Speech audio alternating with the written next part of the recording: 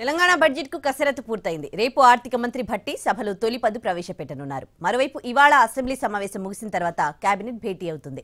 Budget కు ఆమోదం తెలపనుంది మంత్రివర్గం. తెలంగాణ అసెంబ్లీ సమావేశాలు 4 రోజుల పాటు జరగనున్నాయి. 9, 10, 12, 13 తేదీల్లో జరగనున్నాయి. శుక్రవారం గవర్నర్ ప్రసంగానికి ధన్యవాదం తెలిపే తీర్మానంపై సభలో చర్చించనున్నారు. శనివారం రాష్ట్ర ప్రభుత్వం బడ్జెట్ను ప్రవేశపెట్టనుంది. ఉప ముఖ్యమంత్రి, ఆర్థిక శాఖ మంత్రి మల్లు భట్టి విక్రమార్క బడ్జెట్ను తొలిసారి ప్రవేశపెట్టబోతున్నారు. 12, 13 తేదీల్లో బడ్జెట్పై అసెంబ్లీలో చర్చ జరగనుంది. ప్రత్యేక తెలంగాణలో కాంగ్రెస్ ప్రభుత్వం తొలిసారి బడ్జెట్ ప్రవేశపెట్టబోతుండటంతో ఎలా ఉంటుందన్న దానిపై ఉత్కంఠ రేగుతోంది. బీఏసీ సమావేశంలో అసెంబ్లీ వ్యవహారాల మంత్రి శ్రీధర్ బాబు, మాజీ మంత్రి హరీష్ రావు మధ్య గొడవ జరిగింది. మరోవైపు బడ్జెట్ సమావేశాలు 4 రోజులే నిర్వహించడంపై బీఆర్ఎస్ నేతలు ఆగ్రహం వ్యక్తం చేశారు. సభను 12 రోజులు నిర్వహించాలని కోరారు.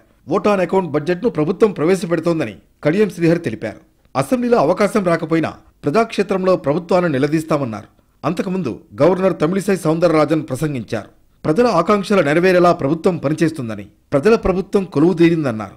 త్వరలోనే 6 గ్యారంటీలను అమలు చేస్తుందని ప్రకటించారు.